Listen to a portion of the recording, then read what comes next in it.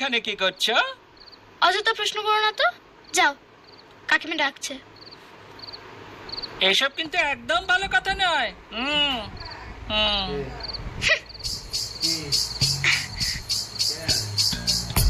বলো স্বর্ণকমল।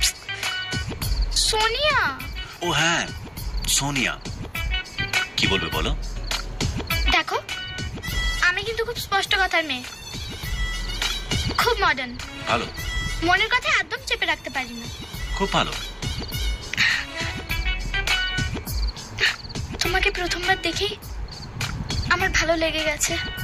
আর যখন শুনলাম তোমার কেউ নেই, তখন তখন তোমার একাকিত্ব আমার মন ছুঁয়ে গেছে। আর আজ আজ যখন তুমি আমাদের পরিবারের জন্য লড়াই করলে, তখন তোমার সাহস থেকে আমি মুগ্ধ হয়ে গেছি। So I think you think